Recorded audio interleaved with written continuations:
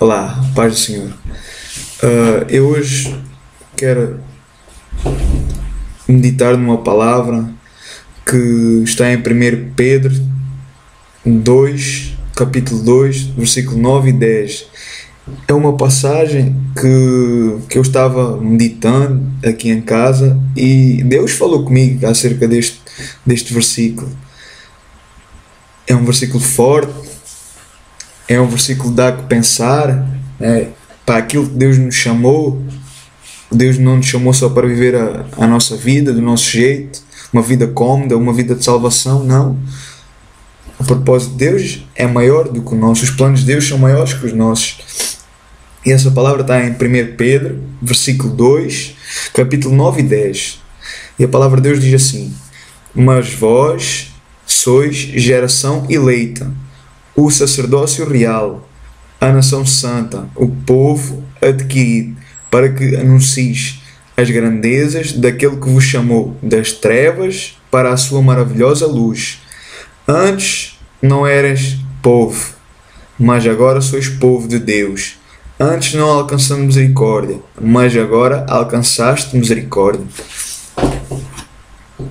Outra vez. 1 Pedro, capítulo 2, versículo 9 e 10. Versículo 9. Mas vós sois geração eleita, o sacerdócio real, a nação santa, o povo adquirido, para que anuncies as grandezas daquele que vos chamou das trevas para a sua maravilhosa luz. Antes não eram povo, mas agora sois povo de Deus. Antes não alcançamos misericórdia, mas agora alcançaste misericórdia. Então, a Bíblia diz que nós somos geração eleita, que nós somos raça escolhida, raça santa, povo adquirido. Ou seja, nós antes andávamos desgarrados como ovelhas perdidas, mas Jesus é o bom pastor. Ele deu a sua vida por essas ovelhas desgarradas que andavam do seu jeito, em sua desobediência, sendo escravos do pecado e caminhando em direção à condenação eterna. Ou seja, antes de Cristo vir, nós estávamos mortos dos nossos delírios, nós estávamos mortos, nós estávamos caminhando para a morte eterna, nós estávamos condenados à morte eterna porque nós vivíamos debaixo da desobediência, debaixo da maldição do pecado, pois o salário do pecado era a morte. Então Cristo, como bom pastor, Ele deu a sua vida por nós. Ele veio não para que o mundo fosse condenado, mas para que o mundo fosse salvo por Ele. Deus enviou Jesus, sendo o bom pastor. Este deu a sua vida para salvar aqueles que estavam perdidos. Nós, sendo propriedade de Deus, Ele nos resgatou, Ele nos tirou da morte para a vida, Ele soprou em nós o fogo da vida. Ele nos resgatou por amor, Ele nos resgatou por misericórdia, Ele nos acolheu, Ele nos aceitou e nos chama hoje como filhos amados. Mas existe um preço a pagar, existe um preço a pagar por nós. Ele não somente nos salvou, Ele não somente nos acolheu, existe um preço a pagar por isso. Existe um chamado na tua vida, existe um chamado na minha vida, existe uma vocação, existe um ministério, uma carreira que Deus tem para nós. Existem sacrifícios que têm que ser feitos da nossa parte. Ele nos salvou para podermos ajudar os outros a ser salvos. Ele nos resgatou para que nós possamos dar bom testemunho daquilo que Deus fez na nossa vida, para que nós possamos ser boca de Deus, ser luz e sal deste mundo, para que nós possamos ser cooperadores de Cristo, pregando o Evangelho de Deus, o Evangelho que salva, o Evangelho que liberta, o Evangelho que cura, que transforma, que muda, que vira maldição em bênção, que vira choro em alegria. Esse é o Evangelho de Cristo, que salva e que liberta, que transforma e cura. Deus nos chamou para falarmos das suas grandezas, do seu amor, de sua graça. Ele nos chamou para falar da sua misericórdia pelo mundo afora. Jesus nos deu um mandamento: ide e pregai o meu evangelho a toda a criatura, para que todo mundo conheça o evangelho do reino de Deus. É um mandamento de Deus para as nossas vidas. Deus nos deu esse mandamento e nós temos que pregar. Nós temos que fazer a nossa parte. Nós temos que falar.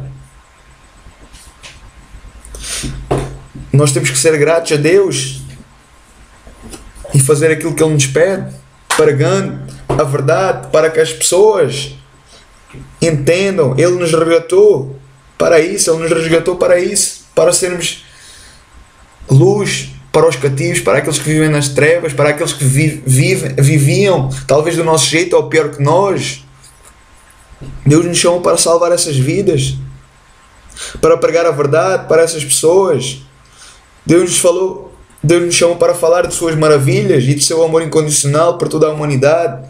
Um amor que contagia o próximo, um amor que contagia o mundo. Um amor que penetra qualquer coração. Um amor que completa, que vai preenchendo cada ferida. Um amor que vai curando cada ferida anterior. Que vai preenchendo cada ferida, vai curando as feridas interiores. Vai nos sarando e nos transformando. E essa transformação vai ser feita de dentro para fora. De dentro para fora. As pessoas vão ver a diferença.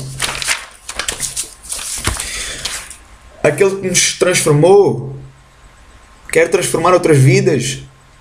Aquele que nos sarou, quer sarar outras vidas. Porque Ele é amor. Ele não olha para as pessoas como o mundo olha. Ele olha com amor.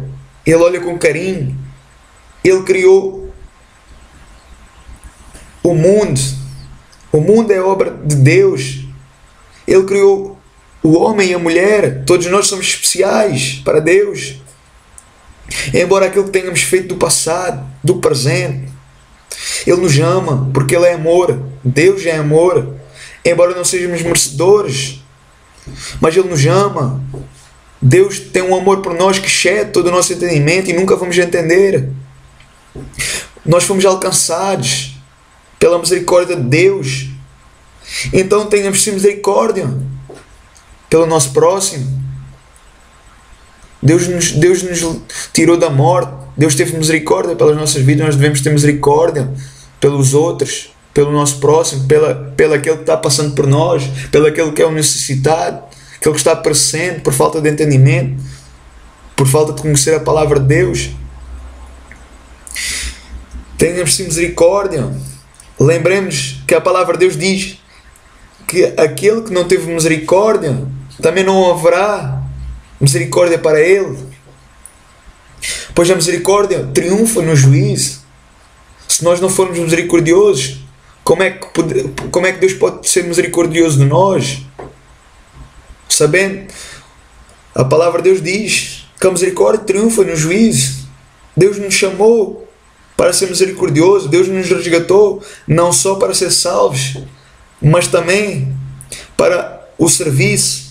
Deus nos chamou para servir. Todos os crentes somos chamados, nós crentes somos chamados para dar bom testemunho. Não para ser servidos, mas para servir o mundo e que o mundo seja salvo. Que Deus nos capacite, que Deus possa nos capacitar, sim, a poder viver uma vida de serviço, servindo as pessoas, intercedendo pelas pessoas, ajudando-as, alimentando-as e pregando o arrependimento, como João Batista fazia, pregando o arrependimento, o amor e a salvação. Que nós possamos pregar o arrependimento, o amor e a salvação em nome de Jesus, aquele que é o autor e consumador da nossa fé. Que Deus nos ajude, que Deus nos capacite, que Deus venha abençoar a tua vida em nome do nosso Senhor Jesus.